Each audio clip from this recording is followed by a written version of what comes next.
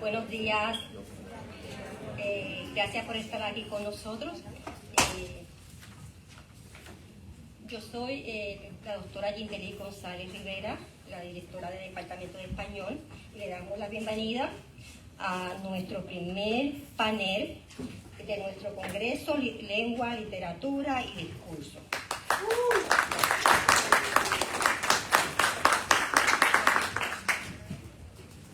Este panel para los estudiantes va a girar en torno a la literatura y la música. Entonces, cada panelista va a presentar 15 minutos. Le vamos a contar el tiempo. Yo se lo advertí. Y una vez se termine con las exposiciones, se va a abrir al público. Si ustedes tienen preguntas, ese es el momento para hacerlo. Pero antes de empezar esta sección, también tenemos que reconocer que este congreso, esta fiesta de la lengua, se dedica a la doctora Josefina Rivera de Álvarez. ¿Por qué? Porque a lo mejor ustedes estudiantes no lo conocen, pero sin el aporte, sin el estudio inmenso que hizo la doctora Rivera de Álvarez, la literatura puertorriqueña estaría corta. Todos nosotros, de alguna manera, que hicimos investigaciones sobre literatura puertorriqueña, a donde fuimos, nuestras fuentes primarias fue el diccionario o el libro de ella, la literatura puertorriqueña en proceso, en el tiempo. Y por eso es que reconocemos esa labor inmensa que ella nos ha dejado, y esa herencia que nos dio, y el saber y su tiempo que compartió y sigue compartiendo con nosotros. Ahora, antes de comenzar, hay que reconocer también la presencia del decano de Asuntos Académicos, el doctor Daniel Rodríguez Howard, y queremos que él pase y se dirija a nosotros.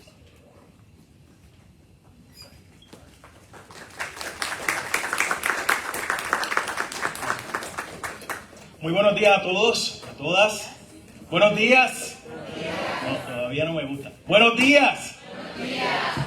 Demuestren que tienen lengua. Buenos días, qué bueno, un placer poder estar aquí un ratito con ustedes. Verdaderamente me encanta ver casa llena. Tenemos un aplauso, tenemos casa casi llena. Excelente. Para mí es un honor el poder estar aquí un ratito con ustedes hoy, como muchos martes y jueves, especialmente en este horario, lo que llamamos el horario universal. Pues hay muchas actividades ocurriendo simultáneamente, y pues quise verdaderamente sacar el momento para estar un ratito con ustedes, y luego entonces me excuso por ir a otras actividades y así sucesivamente con otros saludos. Pero de parte del señor rector, el doctor Carlos Galeano Quiñones, y este servidor, desde el Decanato de Asuntos Académicos, queremos expresarle la más cordial bienvenida, no tan solo a esta actividad, sino a su universidad, a la Universidad de Puerto Rico en Humacao, que es suya, y agradecemos en gran manera que la hayan hecho suya y nos hayan escogido para sus carreras, sus disciplinas, su vida tanto académica como profesional muy pronto. No quiero irme sin agradecer, y tengo que decir, me quito el sombrero ante las personas que le dieron vida a esta actividad, que pudieron lograrlo. La directora, demás facultativos del departamento. Entiendo que también hay estudiantes que fueron parte de esto. Panelistas, gracias por estar aquí con nosotros. Me quito el sombrero ante todos ustedes. Muchas bendiciones. Pásenla bonito en el día de hoy y en el resto de semana. Gracias por tenerme. Pásenla bien.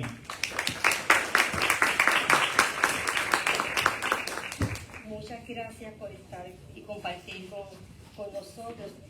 También queremos reconocer la presencia de dos colegas del Departamento de Inglés. Gracias por estar. Y por apoyarnos, por eso ustedes nos apoyan siempre. Ahora, nuestro primer panelista es el doctor Ángel Velázquez Morales. Ángel Luis Velázquez Morales, profesor de español con una trayectoria académica constante de casi 14 años en distintos sistemas educativos de Puerto Rico.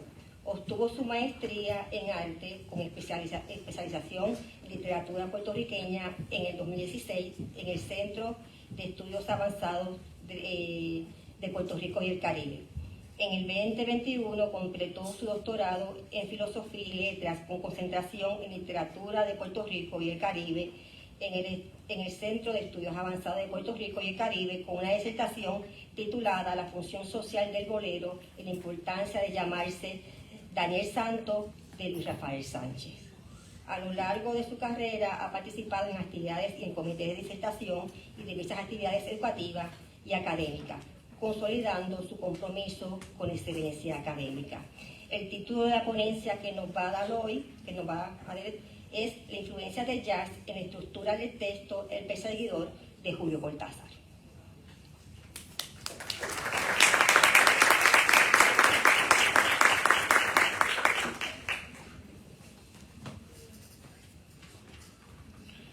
Buenos días a todos.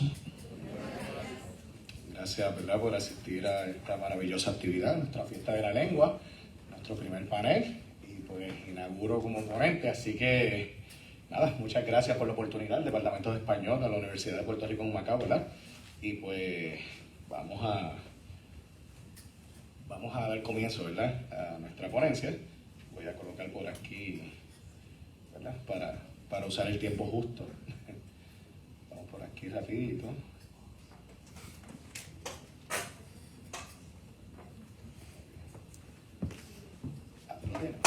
Gracias, doctora. Bien, comenzamos. Mi ponencia se titula La influencia del jazz en la estructura del texto en El perseguidor, de Julio Cortázar. Hoy propongo una lectura del cuento El perseguidor del escritor argentino Julio Cortázar. En mis siguientes palabras pretendo exponer cómo la música del jazz y la figura de Charlie Parker influyen no solo en la temática del cuento, sino en la propia estructura narrativa. Partimos de la hipótesis de que Cortázar no se limita a retratar el personaje jazzístico, sino que adopta principios musicales del género jazz, como la improvisación, el ritmo y la ruptura del tiempo lineal para elaborar el relato. Esta aproximación nos permite pensar en una narrativa que no solo representa el jazz, sino que funciona como jazz. En otras palabras, lo que quiero destacar aquí es cómo el jazz, específicamente el swing, se convierte en un principio constructivo del cuento, modelando su ritmo, tiempo narrativo y su tono. De esta forma se observa la posibilidad de traducir una estética sonora a un lenguaje literario. Por razones de espacio, nuestro acercamiento en el día de hoy se limitará a presentar los aspectos generales del cuento y la influencia del jazz como elemento rítmico en la narración. Julio Cortázar fue un gran aficionado del jazz, en particular a la música de Charlie Parker. El cuento El perseguidor, publicado en 1959, puede leerse como un homenaje a Charlie Parker y al mismo tiempo como una exploración formal que reproduce los principios estéticos del jazz moderno. En este sentido, el jazz deja de ser un simple fondo temático para convertirse en una estética narrativa. Sin embargo, esta innovación del escritor representa en gran parte una respuesta artística de circunstancias sociopolíticas complejas. Como antecedente a esto, la Segunda Guerra Mundial ocasionó grandes cambios políticos, sociales y culturales. Previo al conflicto bélico, el swing dominaba el panorama cultural estadounidense, con grandes agrupaciones conocidas como los Big Band. Estas orquestas se caracterizaron por su exactitud musical, pulcritud en ejecución y por la cantidad de participantes en las agrupaciones. Podemos hablar de entre 12 a 30 músicos. Sin embargo, ante el cambio panorámico mundial, tras el ataque japonés a Pearl Harbor, a finales de 1941, Estados Unidos entra en la Segunda Guerra Mundial por lo que los efectos se hicieron sentir rápidamente en la economía estadounidense, afectando los sectores donde el mercado musical no fue la excepción. La Segunda Guerra Mundial demandó una gran cantidad de soldados, por lo que muchos de los músicos que componían los Big Band fueron reclutados a través del servicio obligatorio para servir en el frente de batalla. De esta forma, las agrupaciones con numerosos músicos fueron desapareciendo. Y, discúlpenme, se me salté una línea. Bien. De esta forma, las agrupaciones con numerosos músicos fueron desapareciendo. Con esto también los grandes espectáculos. Estas circunstancias dieron paso a pequeños clubes como agrupaciones más reducidas, marcando así la transición hacia un nuevo estilo de jazz. Con este contexto, en Manhattan emerge el bebop, un estilo de jazz representado por figuras como Charlie Parker, Bud Powell, Thelonious Monk y Dizzy Gillespie. En el bebop, la improvisación, el diálogo entre instrumentos y la ruptura rítmica se tornaban en elementos centrales de la ejecución musical hacia una reinterpretación de las melodías, permitiéndole al músico mayor libertad en su ejecución. En 1951, tras la finalización de la Segunda Guerra Mundial, Julio Cortázar se traslada de Argentina a Europa, donde comenzó a desarrollar una narrativa que se alejaba de su obra anterior. Radicado en París y trabajando como traductor para la UNESCO, Cortázar se unió a otros intelectuales que buscaban mitigar el impacto de las grandes pérdidas humanas y la devastación material del conflicto bélico desde el arte. En este contexto histórico y social aparece en el panorama literario Las Armas Secretas, colección de cuentos publicada por Julio Cortázar que cuenta el gran impacto de la devastación y las pérdidas humanas. Cortázar se adapta a las nuevas realidades posguerra y utiliza el jazz como herramienta creativa en su narrativa. El escritor menciona en la entrevista Cortázar por Cortázar con Evelyn Picón Garfield que una historia lo perseguía y fue a través de la figura de Charlie Parker, cuya biografía leyó en la revista francesa Jazz Hot, que encontró la inspiración necesaria. La vida de Charlie Parker, marcada por la angustia, la lucha con las drogas y su problemática relación con su hija, se convierten en la clave para construir la trama de El Perseguidor. La intersección de la música y la literatura en la obra de Cortázar no solo se revela en su capacidad creativa, sino también su respuesta a un mundo en transformación. La evolución del jazz durante la década de los 40 y la narrativa de Julio Cortázar están intrínsecamente ligadas a un contexto histórico que desdibujó fronteras artísticas y culturales, ofreciendo un testimonio profundo e impresionante de la capacidad humana para adaptarse ante la adversidad. Las Armas Secretas, la colección de cuentos donde se encuentra El Perseguidor, representa ser una evolución dentro de la escritura de Cortázar. En El Perseguidor, el personaje de Johnny Carter se refleja en la ficción al saxofonista Charlie Parker, ícono de la vanguardia de los años 40 y 50, donde rompió los códigos tradicionales del jazz para crear un lenguaje musical nuevo, el bebop, así como una nueva forma de entender la música. Podríamos considerar que dentro del personaje de Johnny Carter hay un reflejo de Julio Cortázar en la búsqueda de nuevos manejos del lenguaje, redefiniéndolo mediante la ruptura de patrones anteriores en la melodía y el ritmo. En un juego brillante, Cortázar dedicaba el relato in memoriam a Charlie Parker. De esta forma, El Perseguidor alude a la propia experiencia creativa del autor, quien a través del personaje mediador, que sería Johnny Carter, correspondiente Julio Cortázar, Johnny Carter y Julio Cortázar comparten las mismas iniciales, se vinculaba del mismo modo, aunque de un modo desplazado, a la figura del saxofonista Charlie Parker. El Perseguidor puede asumirse como una narración que utiliza el tape como forma literaria. El término propio del lenguaje jazz se concibe como una forma donde cada participante del conjunto improvisa sobre la progresión de acordes de la pieza musical. En términos de literatura, esto se representa como el uso de las estructuras con cadencias únicas, donde donde entra en juego la aliteración, los signos de puntuación y el vocabulario. De esta forma, una gama de conexiones entre el jazz y la literatura, entre el swing y el ritmo de sus relatos, entre la improvisación y la escritura automática, entran en función del relato. Para Julio Cortázar, cada versión de una pieza donde interviene la improvisación lleva al músico a momentos mágicos de perfecta conjunción. Esta espontaneidad impulsa al escritor a experimentar por medio del lenguaje y trasladar técnicas del swing a la literatura. Cortázar transforma el dinamismo musical del swing y lo aplica a su redacción. Más allá de una escritura automática, el autor construye cada línea demostrando una evolución dentro de la escritura surrealista e improvisada, donde domina la fragmentación. La escritura del perseguidor trasciende la mera imitación lírica, que implica una construcción precisa. Cortázar afirma, abro cita, cuando estoy hablando de prosa o estilo musical, no me estoy refiriendo a esos escritores, sobre todo del pasado, que buscaban acercarse a la música como sonido en su prosa. Cierro cita. El escritor se apodera de la cadencia rítmica por medio del lenguaje para obtener un estilo singular de este cuento. Para el autor, abro cita, leemos con los ojos. Sin embargo, cuando hay una prosa que podemos calificar de musical, el oído interno la capta de la misma manera que la memoria puede repetir melodías o estructuras musicales enteras en el más profundo silencio. Cierro cita. En este sentido, distinto a otras líneas de pensamiento, donde la palabra escrita se concibe como una unidad continua de sucesión rítmica, la relación directa una con otra, para Cortázar, el ritmo en la escritura se asemeja más a la acepción proveniente del griego que alude a la idea de fluir.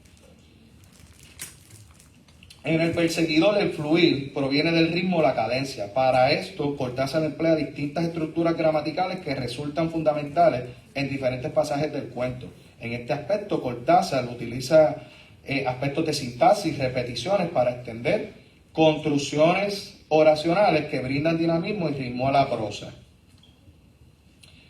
Como ocurre en la música del jazz, especialmente en el swing, las melodías transcurren en un tempo específico y en la ejecución entra el rhyme change a formas más animadas. Perdonen mi mal inglés. Esta característica del jazz, de forma más amplia, se observa en el perseguidor, donde Cortázar intercala oraciones de distintas métricas para crear dinámicas de tensión que fluctúan en ascenso y descenso a medida que fluyen las frases y las oraciones, donde se acortan los parlamentos o por el contrario se extienden. A modo de conclusión, solo queda proponer una lectura cercana para sensibilizarnos en los aspectos de melodía y ritmo que propone Cortázar con el perseguidor. El manejo de la palabra y el tiempo, como lo consigue el protagonista, Johnny Carter, le ofrece al lector un indicio claro de la estructura que se emplea en el texto. El uso de oraciones métricamente distintas, así como los delirios psicóticos del protagonista, que se presenta a manera de texto, son factores que contribuyen al pulso de la narración, a que el pulso de la narración tenga una cadencia dinámica. La idea de Cortázar sobre el jazz, su capacidad pragmática y evolutiva, le proporcionaron técnicas innovadoras en los aspectos de redacción y temática de su cuentística. En los aspectos de significación, el perseguidor presenta un estilo de escritura profunda donde la narración tiene diferentes niveles de interpretación. Como ocurre en el jazz, el lector se apodera de la melodía, en este caso relato, para darle una interpretación íntima y particular a la narración.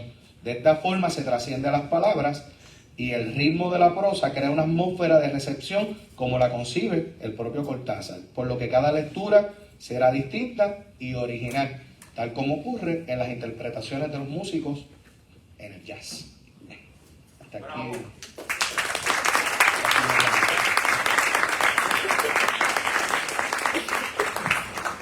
Muchas gracias.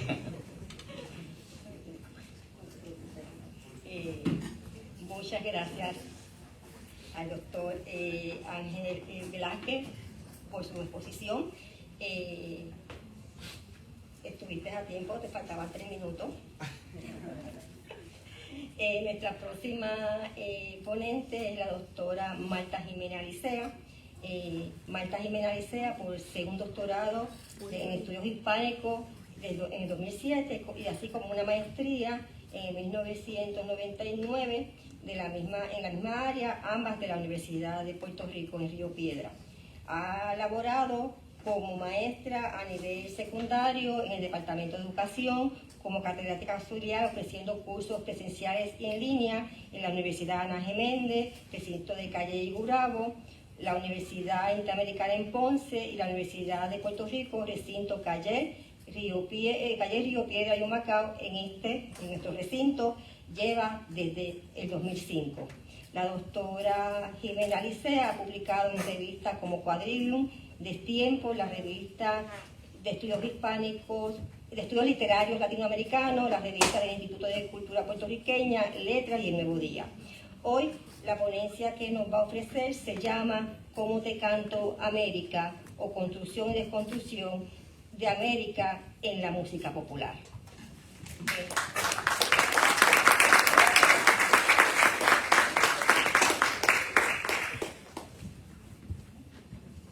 Muy buenos días. Quiero empezar por felicitar al colega Ángel, el doctor Ángel Velázquez, y también a Gabriel, quienes fueron mis discípulos, ¿verdad? En su momento, aunque nuestra diferencia en edad, claro, es de 5 años. Pero los felicito y les quiero, ¿verdad?, asegurar que nosotros los maestros siempre nos sentimos muy contentos y muy orgullosos de ver los logros de nuestros estudiantes, mucho más cuando los vemos aquí al lado. ¿Okay? Bien, entonces vamos por aquí. Como dijo la directora, mi ponencia se titula ¿Cómo te canto América? O Construcción y Deconstrucción de América en la música popular.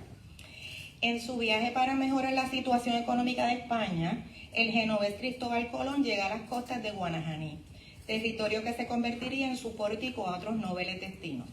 Una de las reacciones iniciales de Colón y otros navegantes posteriores ante esta tierra nueva fue la sorpresa y la admiración. Vieron elementos desconocidos y con mucho potencial. Este potencial se marca a partir de la nefasta industria de la esclavitud, que, irónicamente, tiene como uno de sus mejores resultados el nacimiento de una nueva estirpe. El mestizaje resulta entonces el proyecto más prometedor de este nuevo continente. Es el interés de esta ponencia discutir muy brevemente la imagen de América que se desprende de varias representaciones de música popular. A estos efectos nos referiremos a las canciones América, América, Voy a América, Buscando América y Latinoamérica. No podemos perder de perspectiva que las canciones son poesía, ¿verdad? Unas más que otras, pero es poesía, o sea, es el género. La canción América, América fue escrita a principios de los años 70 por Pablo, disculpen, estamos en vivo. Fue escrita a principios de los años 70 por Pablo Herrero y José Luis Armentero y se convirtió en un éxito en la voz del cantante español Nino Bravo. En 1985 la canción resurge en la voz de Luis Miguel y nuevamente cosecha grandes triunfos. Esta canción es una oda, ¿verdad?, un homenaje a nuestro continente y como tal construye una imagen casi divina de este territorio, tal y como se aprecia en el coro estribillo que dice: América, América, todo un inmenso jardín, eso es América. Cuando Dios hizo el Edén, pensó en América. En esta estrofa se produce una simbiosis entre el bíblico paraíso y América. La canción enumera los elementos partícipes de este Edén: el tibio sol, las arenas doradas, el aire limpio, el monte, la selva y las olorosas flores. En otras palabras, alude a la geografía y al agradable clima. Es aquí donde va a insertar al hombre, o mejor dicho, a la pareja de amantes. Esto lo vemos cuando dice: hoy encontré un lugar para los dos en esta nueva tierra. Se establece de este modo la intertextualidad no solo con la histórica figura de Colón, sino con nuestros primeros padres, Adán y Eva. En medio de este hermoso contexto se incluye un mensaje político. Esto lo vemos cuando dice: danzas de guerra y paz de un pueblo que aún no ha roto sus cadenas. La alusión al coloniaje y la convocatoria directa a la lucha se marcan claramente. El opresor ya no es España, sino los diferentes dictadores de los países americanos. Es precisamente esta estrofa la que significa la diferencia en la versión cantada por Luis Miguel.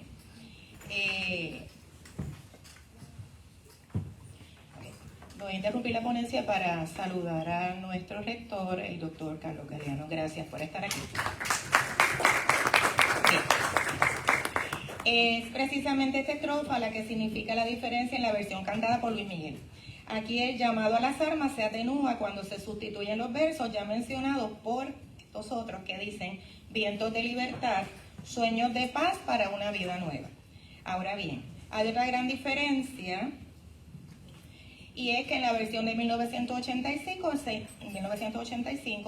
se inserta una estrofa en inglés. Esta estrofa dice: Freedom and dignity, the things we understand, and I can still believe we can find our promised land. In a world of confusion, we got to start trying to build it together in America. Esta inclusión puede deberse, claro, al intento de Luis Miguel, ¿verdad?, de penetrar el mercado anglosajón, ¿no?, al llamado crossover, pero también retoma la intención contestataria que presentaba Nino Bravo en su versión anterior e introduce un nuevo matiz, ¿verdad?, y precisamente a partir de la inclusión del inglés, porque entonces es una canción bilingüe y no había muchas para esa época. Se trata de incluir a Estados Unidos, pero también se marca una arenga o convocatoria a los emigrantes hispanos que van a este país. Se les invita a trabajar y a luchar dignamente por conseguir su tierra prometida. Por su parte, Julio Seijas compone Voy a América en 1979. Esta canción se popularizó en la voz del grupo Menudo, embajadores artísticos de Puerto Rico, ¿verdad? Por mucho tiempo. Ustedes que son una nueva generación, busquen. Se van a reírle a la ropa, pero busquen también información, ¿verdad?, sobre la importancia del Menudo. La canción narra la emoción de un joven latino que emigra a América con el propósito de convertirse en un cantante de rock, tal y como dice esta estrofa. Me he montado en un avión, voy camino a Nueva York. Hoy el sol alumbra más, quiero cantar, ser distinto a los demás, quiero ser artista de verdad. Voy a ser un ídolo del rock. Este joven persigue el llamado ideal del sueño americano. En otras palabras, como buen latinoamericano, vislumbra en Estados Unidos la máxima posibilidad de tener éxito en su vida. Ahora bien, este sueño está basado en la noción de que América y Estados Unidos son lo mismo. Se trata de una visión excluyente y reduccionista que se mantiene hasta hoy y que parte de la frase América para los americanos va hacia la doctrina Monroe. La doctrina Monroe fue proclamada por el presidente James Monroe en 1823.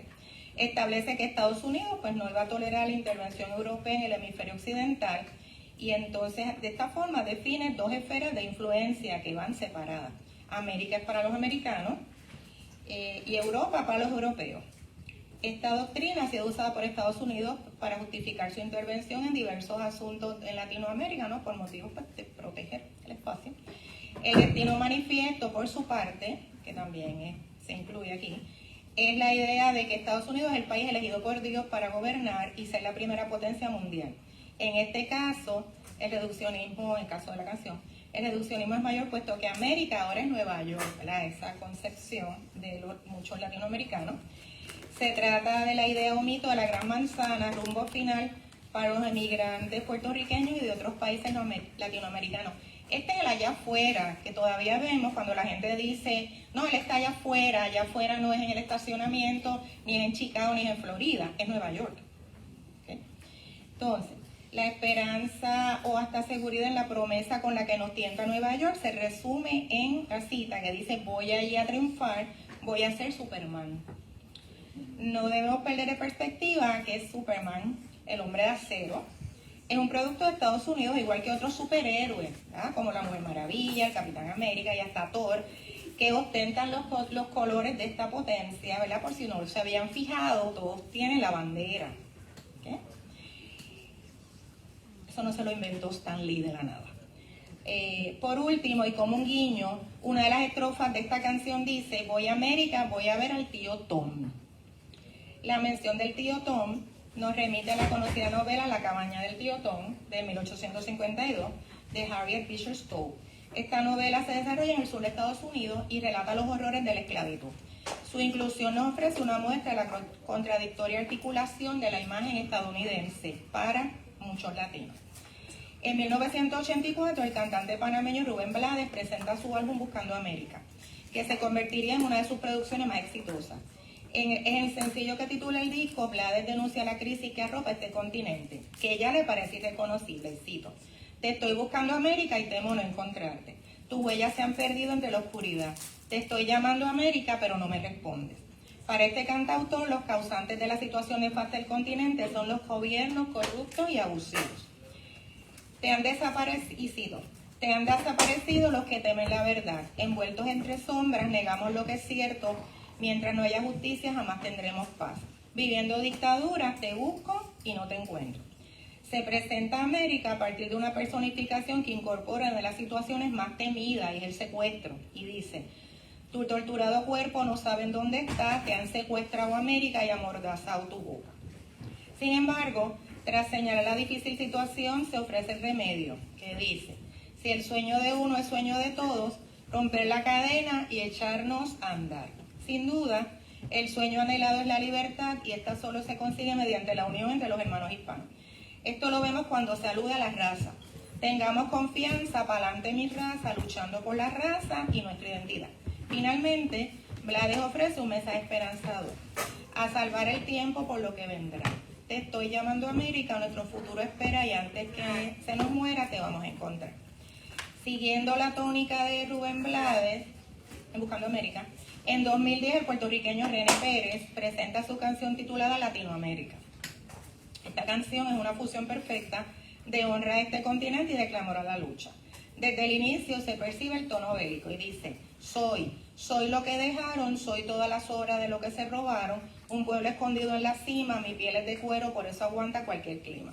Aquí se destaca la resistencia del latinoamericano ante el embate de aquellos que le han robado.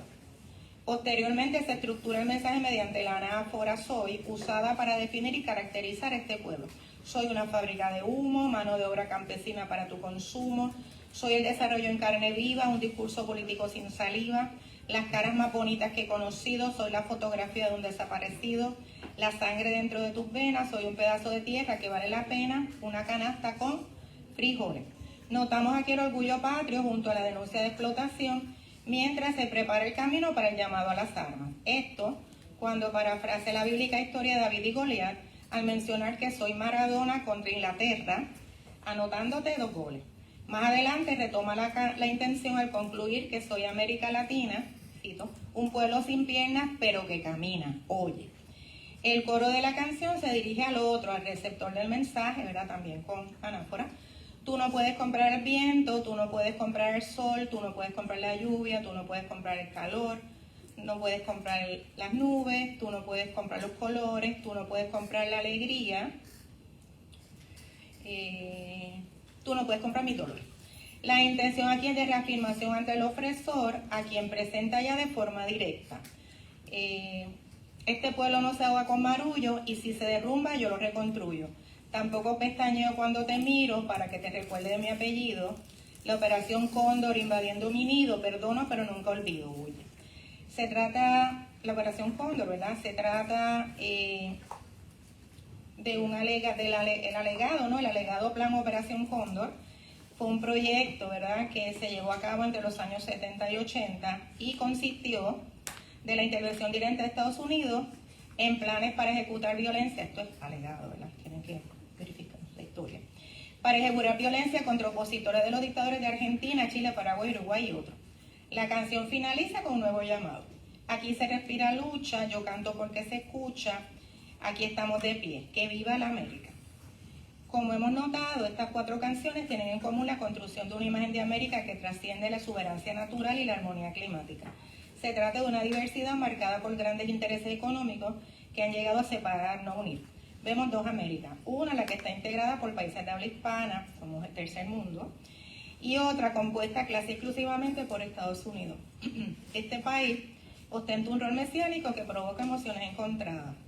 Para uno es una fábrica de sueños, pero para otros también ha contribuido a varias pesadillas. Todo depende de quién lo mire. Gracias.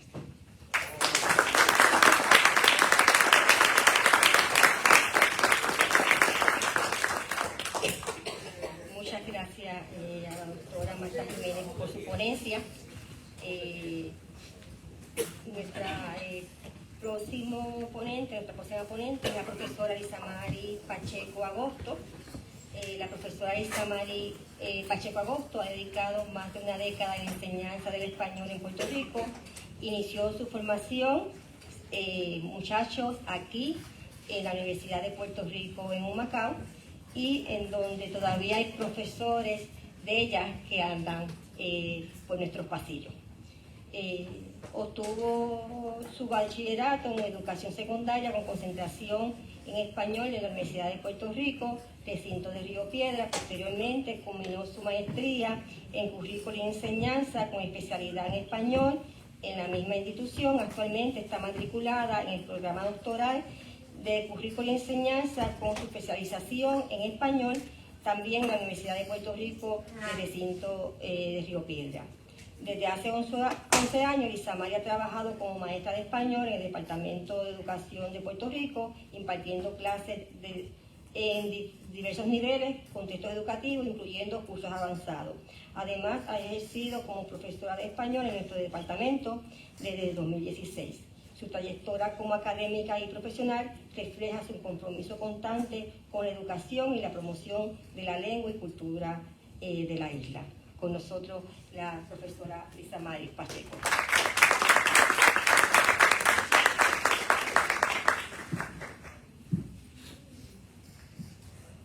Buenos días a todos. En el día de hoy, tengo que bajar el micrófono un poquito. Muy agradecida, ¿verdad?, por estar aquí y dirigirme ante ustedes. La literatura puertorriqueña es magnífica. Es un testimonio profundo de identidad puertorriqueña, lucha, migración, coloniaje, resistencia, amor a la tierra y orgullo. Así que hoy voy a estar trabajando un poco el tema de la literatura como espejo y motor del cambio, migración, identidad y resistencia. Como todos sabemos, la literatura es una forma de expresión que consiste en la creación y la transmisión de textos escritos y orales también. Los autores describen sus ideas, bien sean ficcionales o realistas. Así que juega un papel fundamental dentro de la sociedad, ya que se enfoca en representar la imagen del ser humano, sus comportamientos y las razones detrás de sus acciones. Por ello, esta puede ser un reflejo de la sociedad e incluso tener impacto en el cambio social. Para respaldarlo, hablaré un poco sobre dos obras puertorriqueñas que muestran la realidad de la migración y la identidad puertorriqueña, funcionando como un espejo de su época y como una herramienta de cambio cultural y social. La carreta, de René Márquez, y Cuando era puertorriqueña, de Esmeralda Santiago. René Márquez, como Esmeralda Santiago, son figuras destacadas dentro de la literatura puertorriqueña, pero cada uno representa una época, estilos y enfoques distintos dentro de esta tradición. Márquez fue uno de los escritores más importantes dentro de la generación de 50 en Puerto Rico. Su obra se caracteriza por el compromiso social, político y nacionalista. Márquez exploró temas como la identidad puertorriqueña, el colonialismo, la emigración, los conflictos familiares. Esmeralda Santiago es una escritora puertorriqueña radicada en Estados Unidos, conocida por sus obras autobiográficas, representa la voz de la diáspora y la experiencia bicultural. Sus textos abordan temas como la identidad híbrida, la adaptación cultural, el racismo, el empoderamiento femenino. Poco a poco voy a ir demostrando cómo la literatura no solo refleja la realidad de una sociedad en un momento histórico específico, sino que también influye en la conciencia colectiva y en la construcción de identidad. A través de las obras de Márquez y Santiago podemos ver cómo la literatura puertorriqueña documenta y denuncia la migración, la marginación, el choque cultural, mostrando tanto el sufrimiento como la resistencia de su pueblo.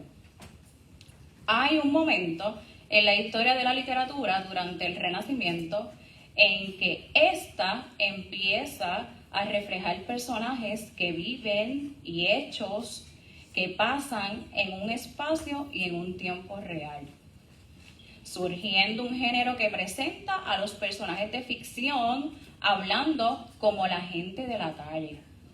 Por ende, se puede demostrar mediante la dramatización o narración la esencia de lo que viven los personajes y las problemáticas que ellos enfrentan.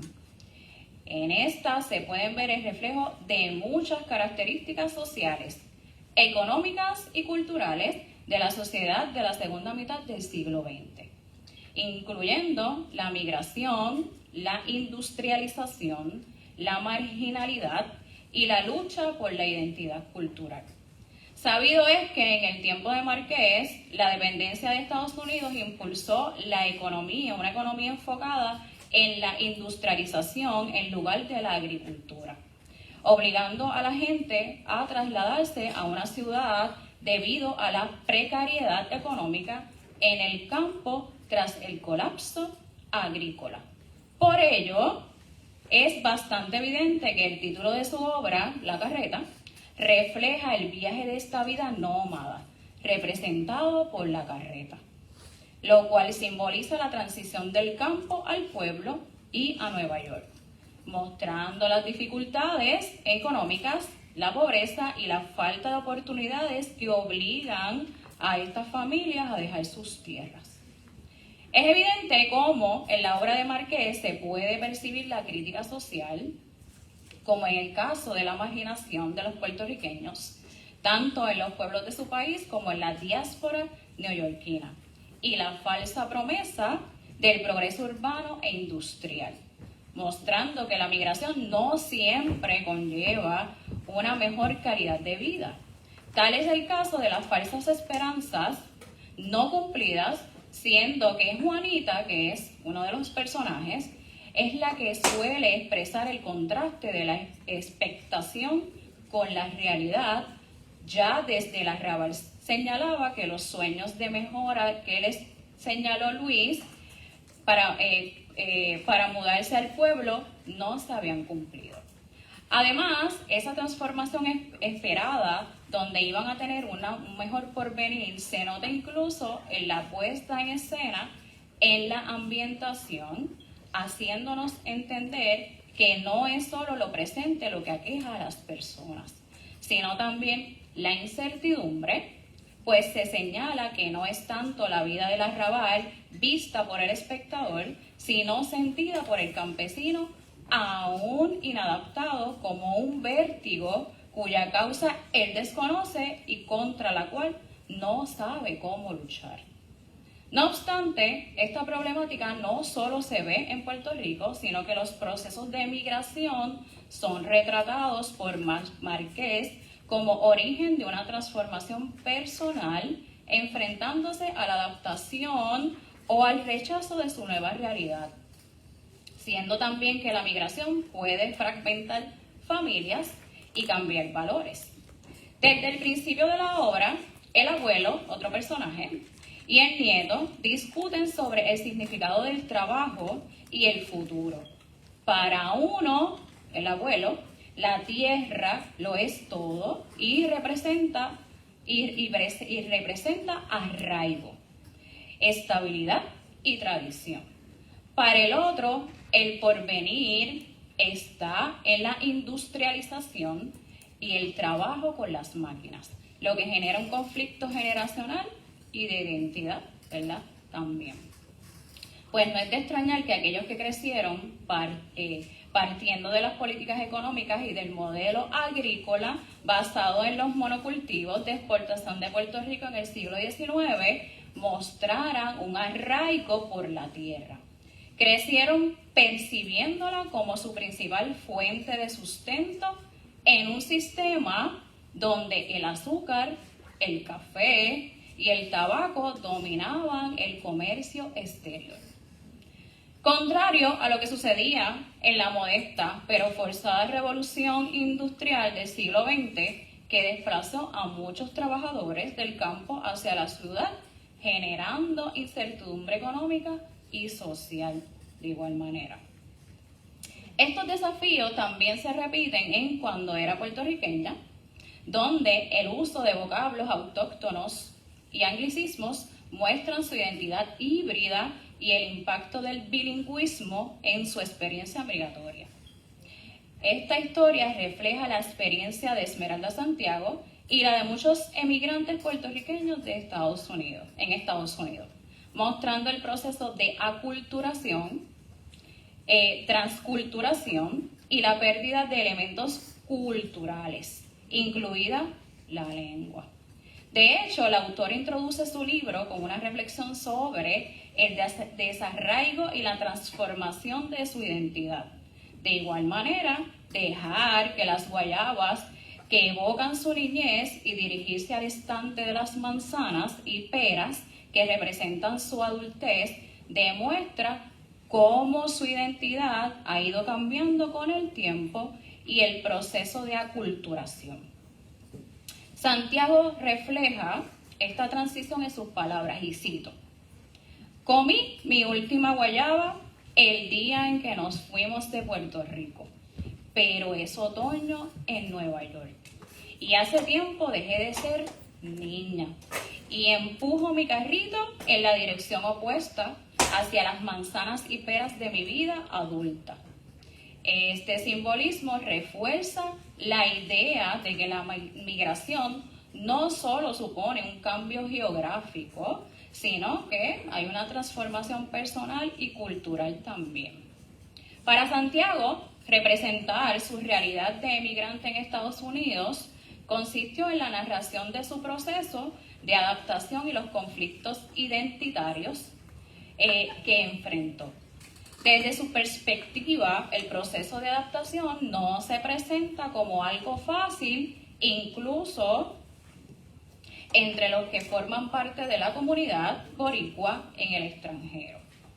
Pues señala que, por un lado, estaban los hijos de emigrantes que no hablan español y ven la isla como un lugar distante y ajeno, y por otro, están los recién llegados, quienes se dividen entre aquellos que desean regresar y los que prefieren olvidar su pasado lo antes posible. Esto se evoca a través de los que no podían aguantar hasta el día que regresaran y los que lo querían olvidar lo más pronto posible. Esto es un claro indicio del conflicto interno que experimentan los migrantes al debatirse entre su identidad original y la necesidad de integrarse en un nuevo entorno. En cuanto al uso literario como canal de la identidad cultural y social, se tiene que en ambas obras existe un manejo particular del lenguaje que refleja la realidad de los personajes y su entorno. En este sentido, Márquez incorpora vocablos autóctonos, también vamos a ver anglicismos y tenemos también adaptaciones del inglés utilizadas por los boricuas en Nueva York, empleando la ortografía fonética para reflejar el habla puertorriqueña y representar el drama lingüístico como parte esencial de su identidad, siguiendo una tradición literaria que busca capturar su lenguaje en una forma auténtica.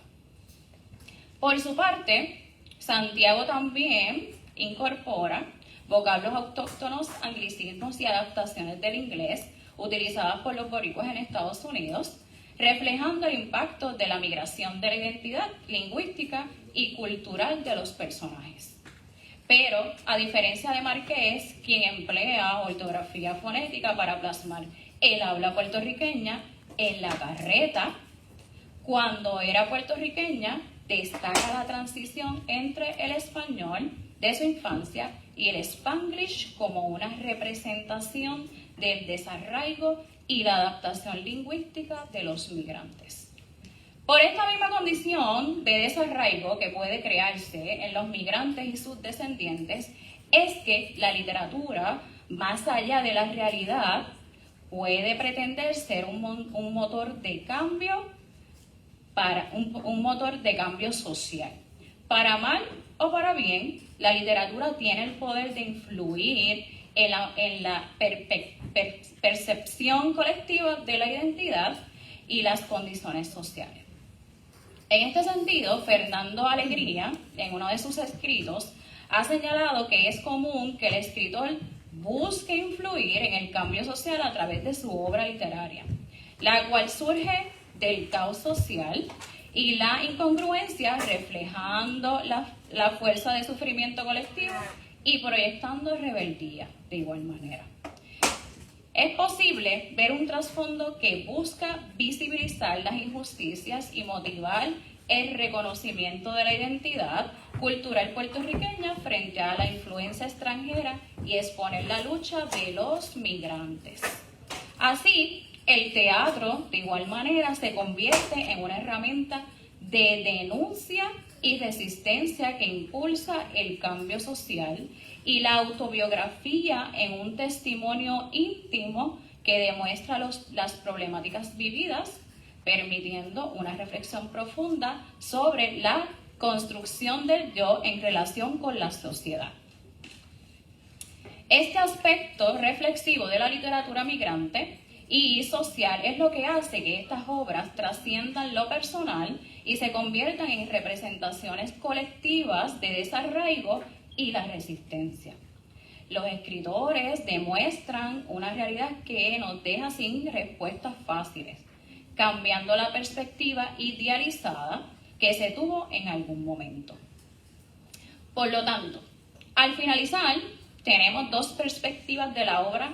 Una, de los que volvieron, ya que con la muerte de Luis en un accidente con la maquinaria, finalmente Juanita y doña Gabriela deciden volver a Puerto Rico. Estamos hablando de La Carreta, de René Márquez, y otra de los que se quedaron.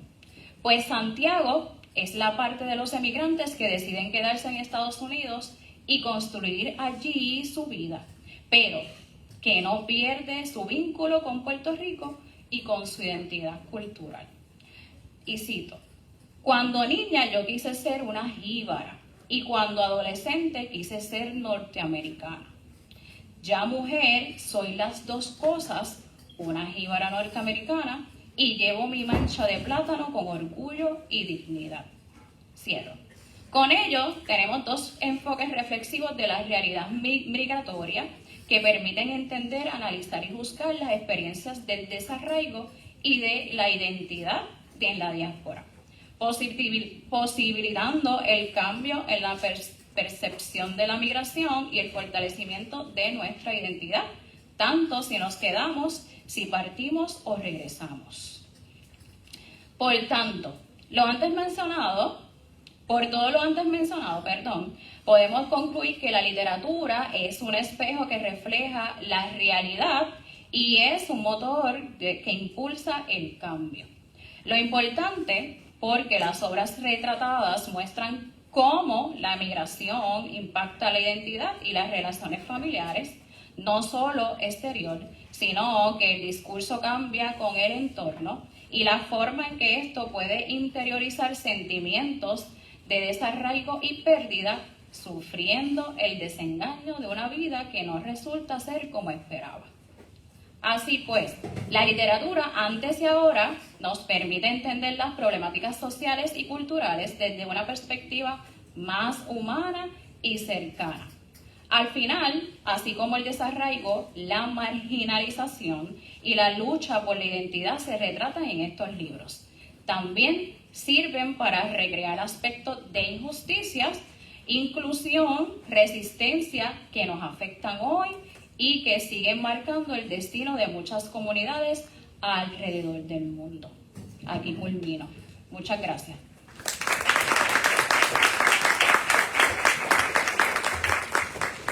Muchas gracias. Primera vez. Muchas gracias, profesora Lisamari Pacheco, por su ponencia. La última ponente de esta mañana es el profesor Gabriel Ruiz Rullán. Gabriel Ruiz Rullán nació en Florida en 1991 y creció en la guardarraya entre los pueblos de Arecibo y Atillo, Puerto Rico. Es maestro de español en el Colegio San Felipe en Arecibo, cantautor, poeta y académico. Mientras estudiaba biología marina en la Universidad de Puerto Rico, recinto de Humacao, ayudó a fundar la organización estudiantil Circo Literario Vértigo, lo que lo condujo a un bachillerato en el Departamento de Literatura Comparada de la Universidad de Puerto Rico, recinto de Río Piedras, y una maestría en el Departamento de Estudios Hispánicos. Su carrera universitaria y proyectos literarios están intrínsecamente conectados a sus proyectos como músico y cantautor. Los temas socioculturales, filosóficos y literarios en el Caribe y en América Latina conducen la imaginación de sus canciones e investigaciones académicas. Ha publicado en las revistas universitarias Cruces y Cuadribio. Hoy su ponencia se titula Silvio Rodríguez y Silvito el Libre, Música, Signo y Revolución. Con ustedes, el profesor Ruiz Rubio.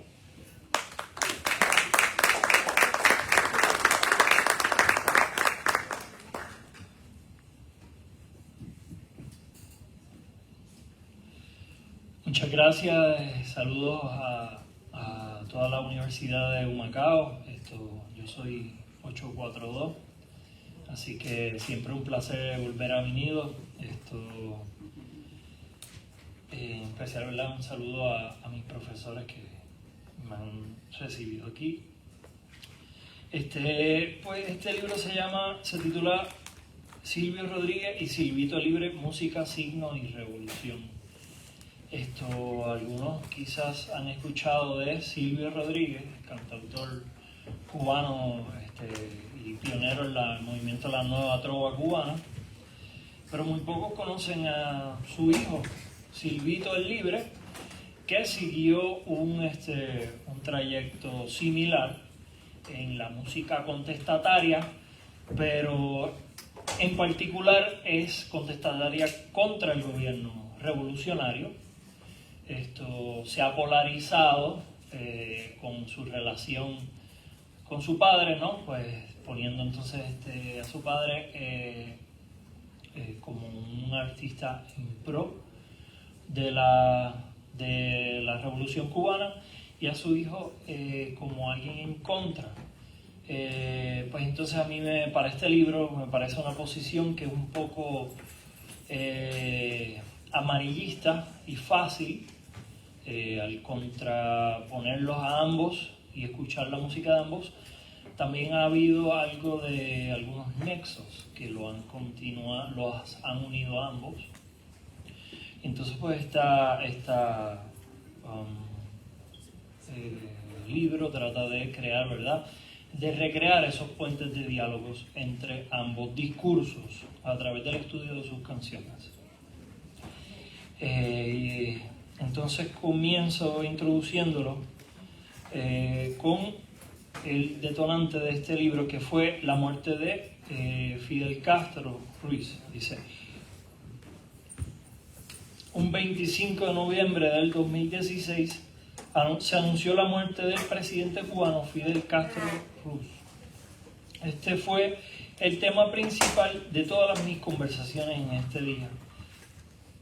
Pensaba en los jóvenes cubanos que habrán estado, como yo, intercambiando ideas con sus amigos en los pasillos o con sus padres en la mesa de sus casas. Ese día me pareció haber abordado con extrañamiento estos temas revolucionarios que pensaba haber comprendido desde hace mucho tiempo. Entre esta mirada extrañada y las reflexiones de este día, obtuve las primeras preguntas que dieron comienzo a esta investigación de tesis. ¿Cómo piensa el pueblo cubano ante esta coyuntura histórica?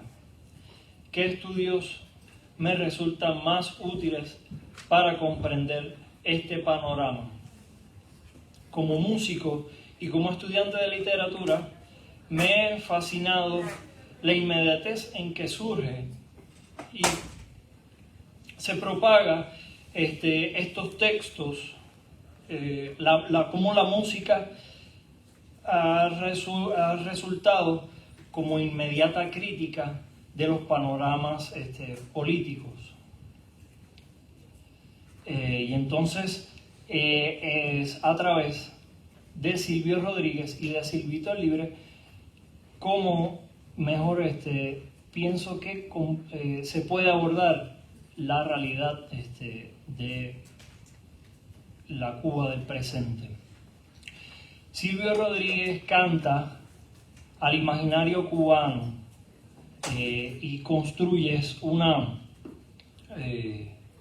una especie de extensión del imaginario revolucionario a través de sus canciones, y Silvito el Libre decide crear a través del rap contestatario. El rap es un contestatario, es un género de rap que surge a nivel de toda Latinoamérica, el cual critica a los sistemas de gobierno en turno. En Puerto Rico también tiene unos artistas de este tipo de rap que también si les interesara buscar, se llama el dúo Intifada, con uno de sus máximos exponentes, Luis Díaz. Y entonces hay otros grupos como Tráfico Pesado, en el cual rapero Hermes Ayala, puertorriqueño, también tiene temas con Silvito el Libre. En ambos estilos critican a su estilo de gobierno. Entonces pues hay un concepto también que se utiliza en esta investigación que se llama la différance de Jacques Derrida, el cual propone o estudia la polarización discursiva y busca romper este estilo de concepción que es bastante occidental, mencional. El bien, el mal, lo positivo, lo negativo, la différance critica esta manera polarizada de nuestra realidad, de cómo percibimos la realidad, y se deja basar por unos modelos un poco más orientales. Nosotros hemos escuchado, por ejemplo, del concepto del yin y el yang, ¿no? Que es lo positivo dentro de ciertas cosas negativas, o lo negativo, no, viceversa, ¿no? La luz dentro de la oscuridad y la oscuridad dentro de la luz. Y entonces, pues, a través de este concepto del différance, logra acercar conceptos que parecieran ser completamente diferentes o contradictorios. En este caso, pues, yo utilizo eso para acercar el discurso de Silvio Rodríguez al de Silvito el Libre.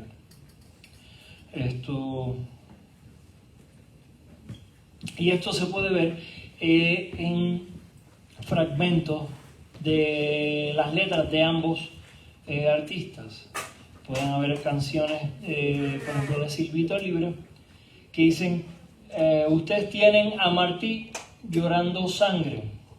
En esta canción, ¿verdad?, defendiendo los ideales de Martí y el discurso, utilizando, ¿verdad?, como punta de lanza el discurso literario de Martí, que es el discurso literario, el discurso ideológico detrás de la Revolución Cubana. Esto, ¿verdad?, logra irrumpir esta polarización que habíamos mencionado previamente.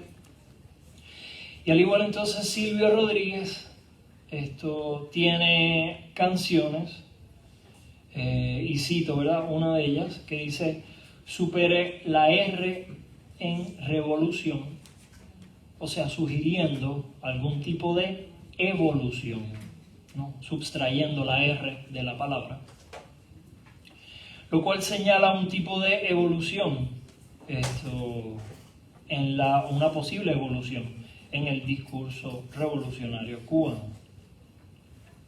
Y cierro, ¿verdad?, diciendo que la música de ambos artistas exploran las contradicciones de la sociedad cubana, pero también exploran sus propias contradicciones, irrumpiendo las palabras, las polaridades convencionales, sobre todo de los medios de comunicación que han creado para vender su noticia.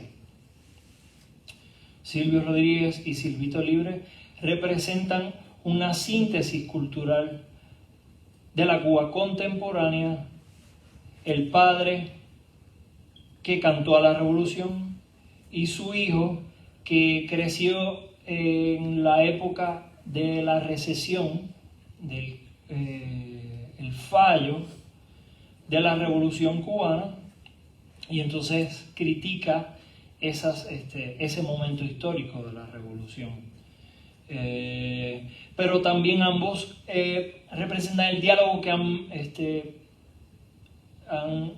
ha existido durante todos estos años y la influencia que se tienen entre ambos, y el diálogo que debe de permanecer dentro de la sociedad de la Cuba de hoy día.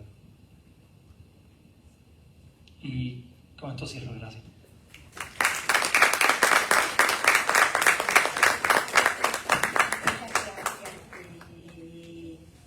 Profesor Luis Rullán.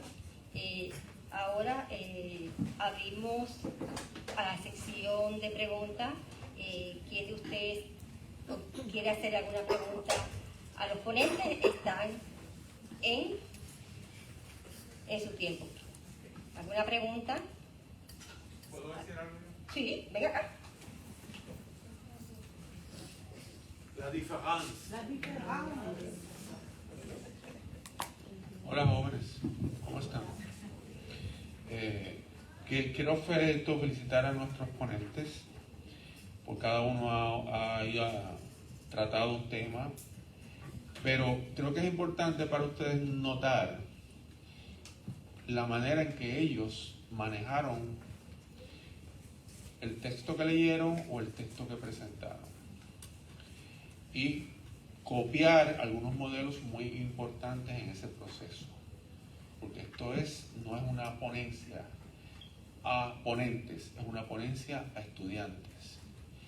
Así que usted tiene que extraer de aquí no solamente el contenido de sus ponencias, la diferencia, la música popular, el jazz. ¿Por qué de las orquestas grandes nos vamos a las pequeñas? Y el jazz siempre es pequeño, es más íntimo, ¿verdad?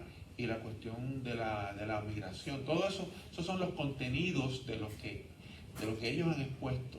Pero usted tiene que extraerle aquí la forma en que se presentaron esos contenidos. Y eso es lo que hace que usted cree un texto académico. ¿Estamos claros? ¿Cuántos míos hay acá? ¿Cuántos pájaros míos hay acá? Levanten las manos, ok. Y estamos bregando con las formas, ¿se acuerdan?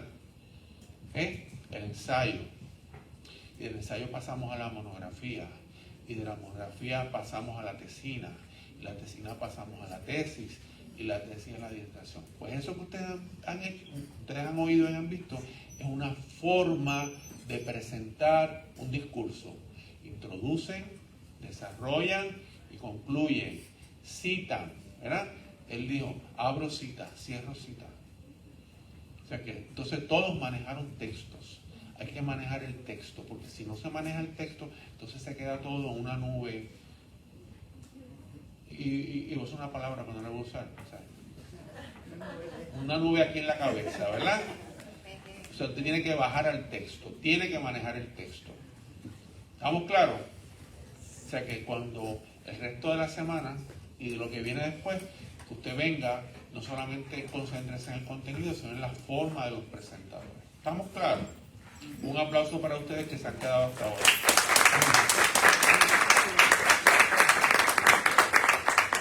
¿Algún comentario o pregunta, estudiante? ¿No?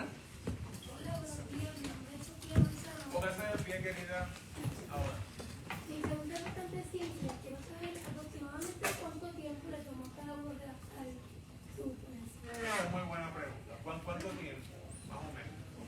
Bueno, Sinceramente. si no, con honestidad, bueno, mi ponencia viene de un artículo un poquito más extenso. El artículo me tomó pues aproximadamente como 3 meses en lo que voy leyendo todo el texto, pero para la ponencia, que verdad, lo que estoy haciendo prácticamente sintetizar ese artículo más grande, pues me tomé un tiempo de una semana para, ¿verdad?, extraer, ir analizando, darle esa coherencia, pero ya, ¿verdad?, en esa semana tenés que considerar que ya tengo el material. O sea, ya yo tengo mi artículo montado, yo simplemente estoy sintetizando.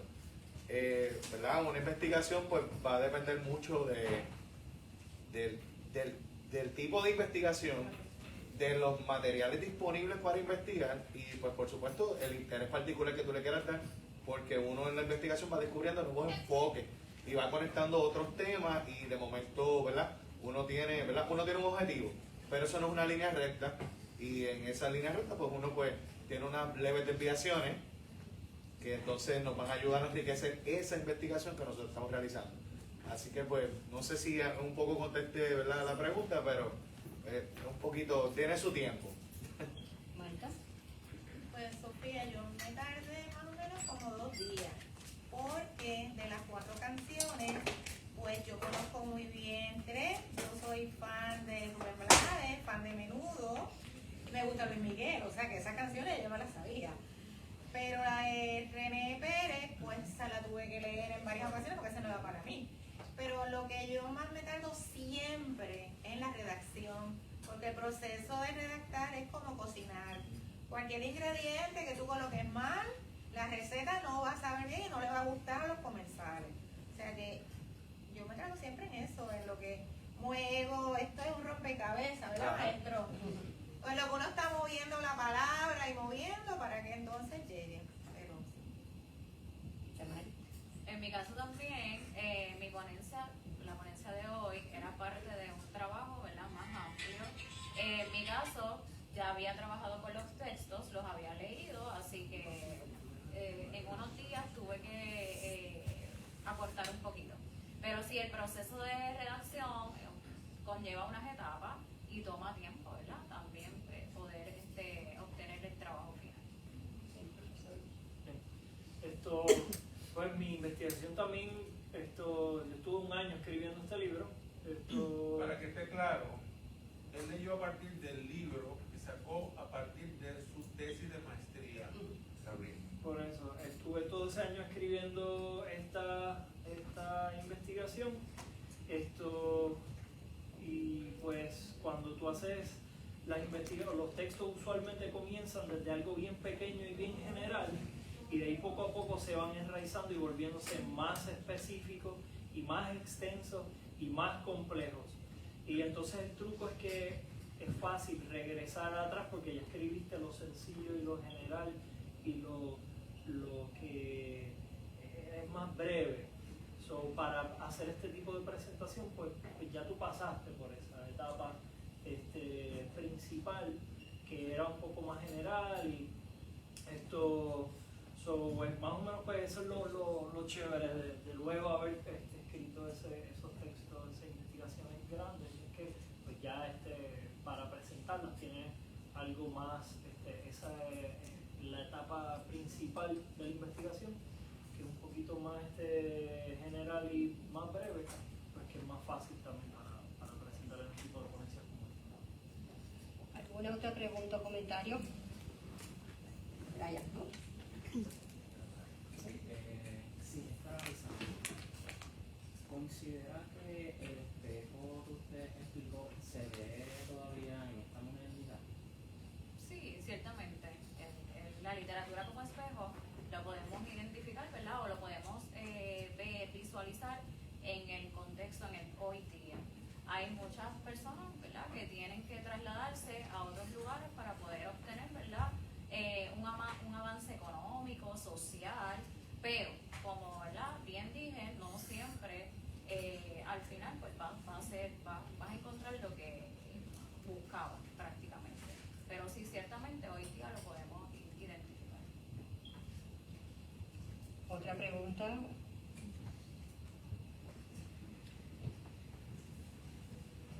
Para el profesor Ángel, te quería preguntar, mencionaste que Cortázar se mudó de Argentina a Europa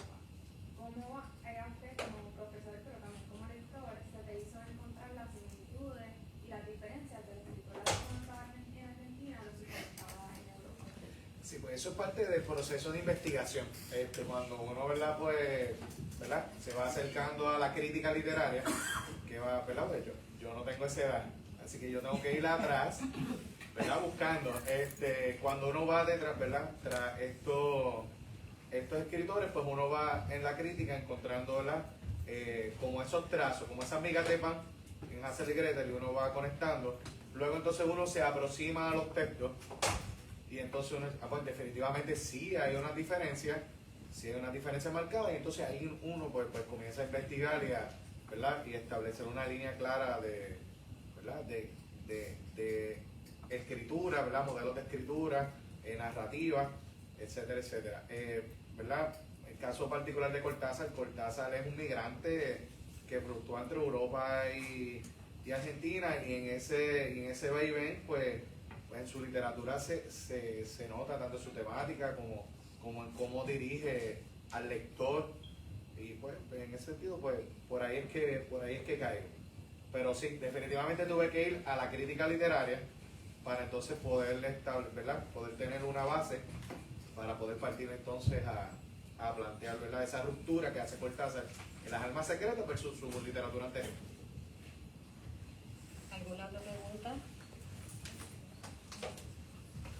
Si no hay otra pregunta, muchas gracias por estar aquí y nos vemos el jueves en nuestro próximo panel.